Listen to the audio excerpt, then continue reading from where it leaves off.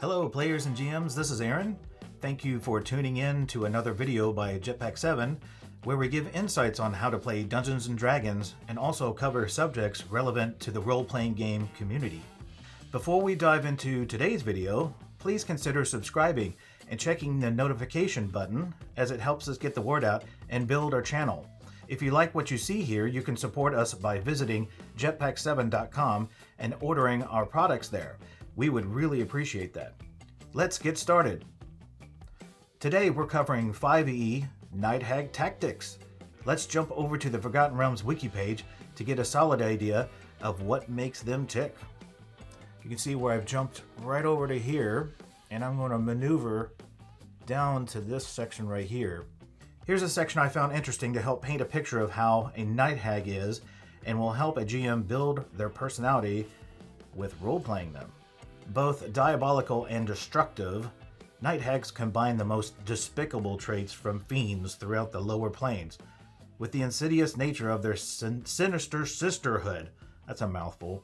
From their hag side, they adopted the desire to sow misery and malcontent in the hearts of mortals everywhere, particularly through the method of bargaining.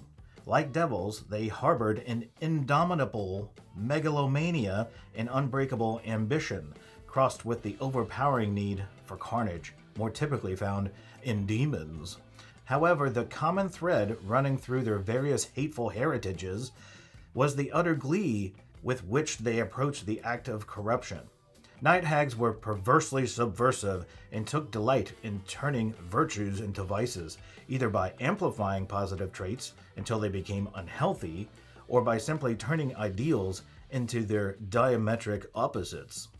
Corrupting mortals was both business and pleasure for them, as doing so was not only innately satisfying, but like demons and devils, also granted them the victim's soul upon death, which they could use as commodity later on. No bond was too sacred, tactic too low, or act too mercilessly for the soul-hungry merchants of Hades. Tempering a Night Hag's compulsion to inflict suffering was their love of learning and need to maintain their livelihoods. They were gripped by the desire to acquire new knowledge and possessed perfect memories, making them highly informative, if incredibly dangerous, sources of lost secrets, ancient wisdom, and forbidden lore. Pretty cool, huh? Based on what we learned here, let's head on over to some 5e Night Hag Tactics and see what you all think. Okay, 5e Night Hag Tactics. Think of the Night Hag as an extremely dangerous sadist. They would be very patient and be looking to weaken a party of adventurers over time. Remember, Night Hags are perverse and love nothing more than corrupting good mortals. A Night Hag would make a very good recurring villain over several sessions. Leverage their change shape ability and attempt to befriend the party using several different female humanoid NPCs. Perhaps they meet one version of the Night Hag in a village, maybe another form of the Night Hag along the roadway after an apparent robbery. Of course, this is the same Night Hag being diligent. Be creative on how you introduce her, all in an attempt for the Night Hag to learn about the adventuring party. Remember, she would be a planner, as she has a 16 intelligence and 14 wisdom. Even in her disguised form, PCs will be challenged if they suspected deception from her changed shape form. With a charisma of 16, a battle of wits would be met with a +3 bonus. If an unsuspecting party doesn't take precautions, the Night Hag will make her move each night and use her Nightmare Haunting ability, reducing a PC's hit point total by 1d10. Given the CR level of a single Night Hag encounter, that could be tough on PCs who are affected by the Hag's ethereal form that visits them each night. Note, the hit point reduction of Nightmare Haunting is not specifically indicated to stack on a PC, so it would not be a proper tactic to use Nightmare Haunting on a PC over 3 nights in order to reduce the victim by up to 30 hit points, for example. Based on rules as written, it is only a one-time reduction.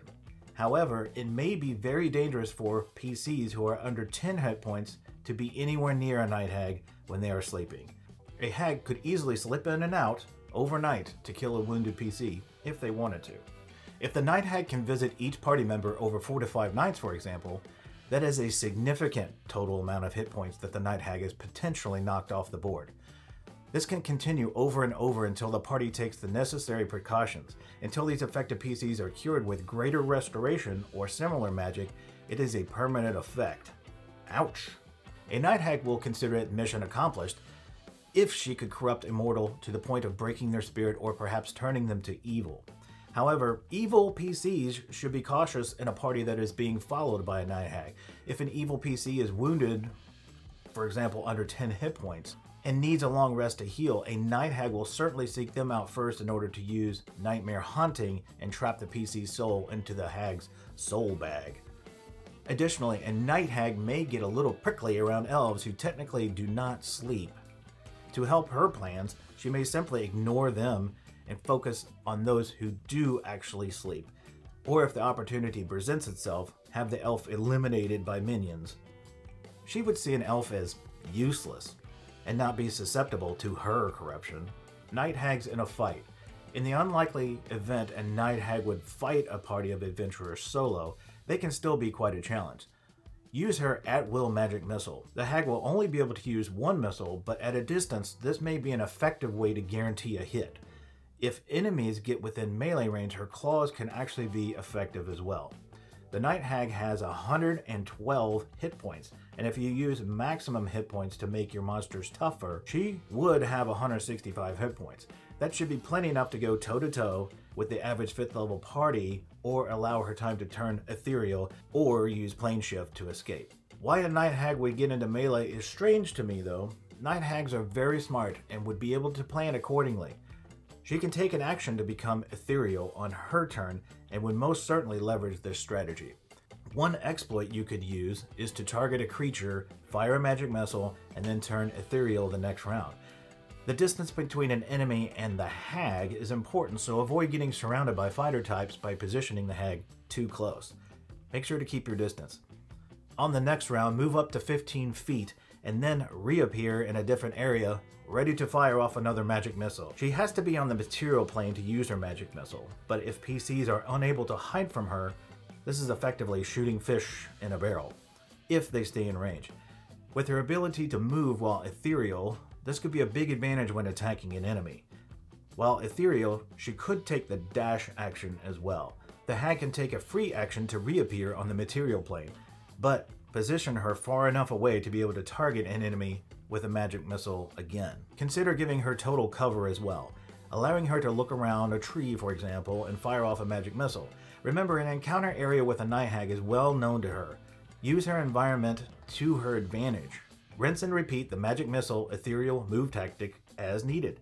With this strategy, it should limit the damage she takes to arrows and PC magic missile attacks. A Night Hag also has Ray of Enfeeblement 2 times per day and Sleep 2 times per day.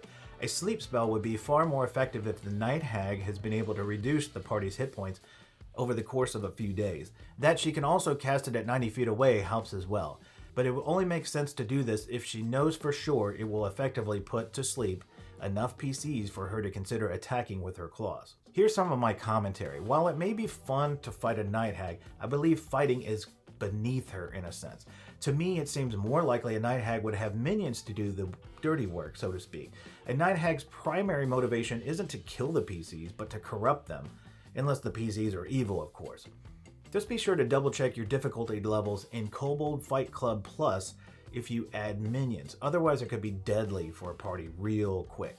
A great list of Hag minions is here, and I'll be sure to provide that link below. And I'd recommend using them to carry out her more basic tasks. Something more elegant would be for a Night Hag to lead a party into a trap. Saving a fair maiden may be too much to resist for many PCs, and a Night Hag would certainly take advantage of those soft-hearted or naive heroes. Once the PCs are trapped, they are at the disposal of the Night Hag and more than likely would be victims of her nightmares until they can escape. A single Night Hag is an excellent setup for a Hag Coven encounter at higher levels. Push the 5th level PCs with a single Night Hag at first. Have them experience terrible nightmares. Mess with their heads a bit throughout several sessions, and then give them the satisfaction of encountering a Coven in an all-out brawl at higher levels. I may do a follow-up video soon to help with the tactics on fighting using a Hag Coven, but for now, set up your players with a Night Hag encounter so the payoff is very cool down the line. Be warned though, using the exploit above and then adding in 2 more Hags at 7th level or higher could easily turn into a total party kill or a TPK. By experiencing the single Night Hag first, the party will be more prepared when they meet the Coven. Alright everyone, have fun, and thanks again for checking out this Jetpack 7 video. We appreciate it, and we'll see you soon. Thanks a lot. Bye-bye.